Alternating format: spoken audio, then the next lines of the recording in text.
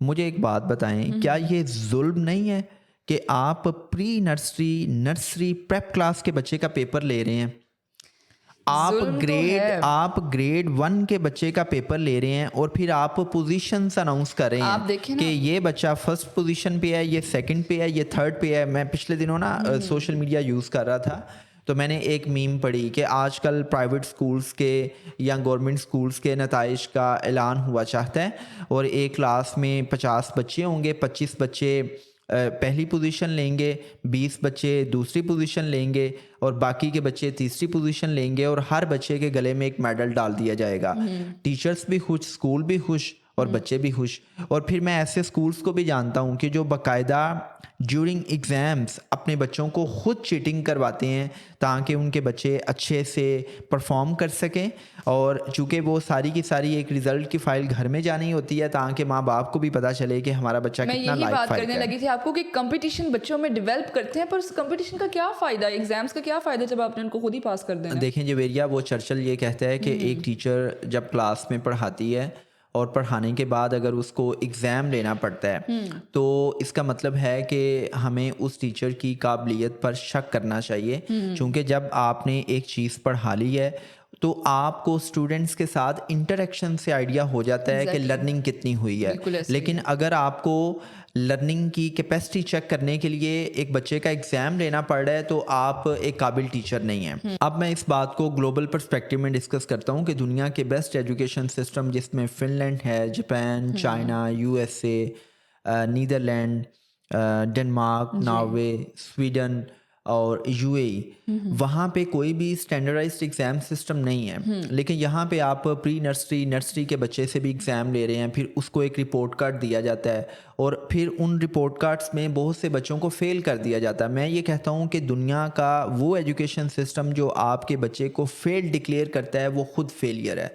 दुनिया का कोई भी एजुकेशन सिस्टम, दुनिया का कोई भी स्कूल अगर आपके बच्चे को फेल डिक्लेयर कर रहा है तो उसकी अंडरस्टैंडिंग ही नहीं है कि दुनिया में कोई भी बच्चा फेल नहीं होता। बिल्कुल। फेलियर किसी चीज़ का नाम नहीं है। इस हवाले से वो सैंडी नोर की बड़ी अच्छी किताब है, स्टार्टअप नेशन, जो उसने ज्यूस के बारे में लिखी है, इसराइल के बारे में लिखी है कि इसराइली किस तरह world economy, world media, world politics को कंट्रोल करते हैं। तो उसमें उसने जहाँ पर बहुत से फैक्टर्स बताए हैं वहाँ पे उसने इसराइलियों की 3F पॉलिसी को एक्सप्लेन किया है कि किस तरह उनके एजुकेशन सिस्टम में 3F पॉलिसी को प्रमोट किया जाता है। कि वो ये कहते हैं कि वो बच्चा उस वक्त तक कामयाब ही नहीं हो सकता जो बच्चा फेल नहीं होता। वो कहते हैं fail, fail forward, fail fast. कि जब तक आपकी एकेडमिक बैकग्राउंड में, आपके एकेडमिक करियर में कोई 15 से 20 फेलियर्स नहीं होंगे, आप कामयाब नहीं हो सकते। ऐसा ही है। जब तक आप प्रोफेशनल लाइफ में फेलियर्स को फेस नहीं करते, आप कुछ बड़ा कर नहीं सकते। लेकिन ऐसा ही है। यहाँ पे हम एक छोटी क्लास के बच्चे को फेल डिक्लेयर करते हैं और हम पीटीएम पे माँ बाप को इनवाइट करते हैं और हम एक साइड पे बच्चे को बिठाते हैं, दूसरी साइड पर हम माँ बाप को बिठाते हैं और हम कहते हैं कि जी आपका बच्चा तो इंतहाई नालायक है, इंतहाई निकम्मा है। हम कंपैरेटिव माइंडसेट के साथ हम मुआसरा करते हैं कि इसकी क्लास में फ़लाँ बच्चा है, उसने A+ ग्रेड लिया है और ये देखें आपका बच्चा तो फ़ेल हो गया है, इसका तो बिहेवियर ठीक नहीं है, ऐसा ही है। ये तो बहुत शरारतें करता है क्लास में, ये तो एक जगह पर टिक के बैठता नहीं है। और माँ बाप भी क्या करते हैं कि टीचर की बात सुन के गुगू घोड़ा बन के या तो वो नोटिंग कर रहे होते हैं या टीचर्स के सामने, दीगर लोगों के सामने अपने बच्चे को ह्यूमिलिएट करते हैं कि तुम बहुत शरारती हो, तुम्हें मैं कहती भी थी पढ़ा करो, तुम्हारी तो मतलब खेल से तुम्हें फुर्सत नहीं मिलती, बिल्कुल। तुम तो हर वक्त शरारतें करते हो, तुम घर जाओ मैं तुम्हें पूछती हूँ। मतलब आप बच्चे को फेल डिक्लेयर कर रहे हैं और जब एक बच्चा ये सुनता है कि मैं फेल हो गया हूँ तो उस बच्चे की जो सेल्फ इस्टीम है, उसका जो सेल्फ इमेज है वो कितना डैमेज होता है। वो बच्चा ज़िंदगी में ग्रो नहीं करता, वो बच्चा नया इनिशिएटिव लेने से घबराता है। क्यों? क्योंकि उसके जहन में ये होता है कि मैं कुछ नया करूँगा, मैं फेल हो जाऊँगा, मुझे दूसरों की तजलील का सामना करना पड़ेगा। एग्जैक्टली। तो वो बच्चा कोशिश करना छोड़ देता है। सो मैं ये कहता हूँ कि भाई खुदा के लिए आप इन नंबरों की रेस से निकलें, आप ग्रेडिंग सिस्टम से निकलें। यहाँ पे मैंने दुनिया के best education system I mean Finland को डिस्कस किया है।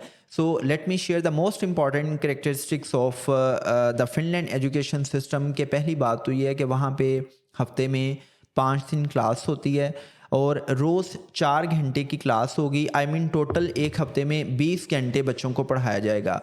और एक दिन में अगर 4 घंटे की क्लास हो रही है तो हर पीरियड के बाद बच्चे को 15 मिनट की ब्रेक मिलती है। बच्चे को मौका मिलता है कि वो खुले आसमान तले कुछ ना कुछ एक्टिविटीज़ कर सके। Exactly. वहाँ पे बच्चों को एक्सपीरियंशियल लर्निंग करवाई जाती है। वहाँ पे बच्चों को हैंड्स ऑन एक्सपीरियंस दिए जाते हैं। जैसे आईबी स्कूल सिस्टम में जो मोस्ट इम्पॉर्टेंट चीज़ है कि वो बच्चे की problem solving abilities, creativity and innovation को डेवलप करते हैं। कि लेट्स से कि अगर केव का जिक्र हो रहा है तो वो बच्चों को ओरिजिनली दिखाएंगे कि केव क्या होती है। अगर मोटर इंजन का लेसन पढ़ाया जा रहा है तो वो बच्चों को दिखाया जाएगा कि ये मोटर इंजन क्या होता है और बच्चे खुद ही उस इंजन को खोलेंगे, Practical work ज़्यादा है। असेंबल करेंगे, हैंड्स ऑन एक्सपीरियंस दिए जाते हैं। Exactly.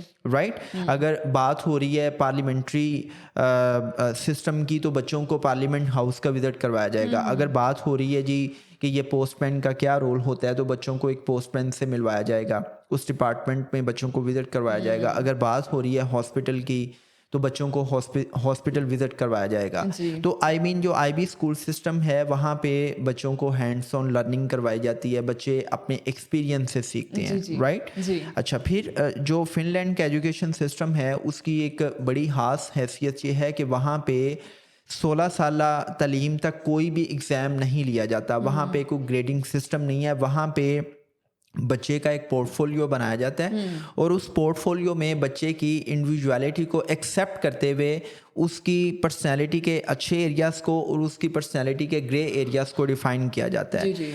उसके टैलेंट को, उसकी जो पर्सनैलिटी टाइप है उसको डिफ़ाइन किया जाता है और हर बच्चे की इंडिविजुअलिटी को एक्सेप्ट करते हुए टीचर उसके लर्निंग स्टाइल को देखते हुए उसको लर्न करवाती है। बिल्कुल। वहाँ का जो मोस्ट इम्पॉर्टेंट कैरेक्टरिस्टिक है वो मुझे बहुत पसंद है कि वहाँ पे जज बनना आसान है, पॉलिटिशियन बनना आसान है, ब्यूरोक्रेट बनना आसान है, लेकिन सबसे मुश्किल प्रोफेशन जिसको आप वहाँ पे चूज़ कर सकते हैं वो है टीचिंग।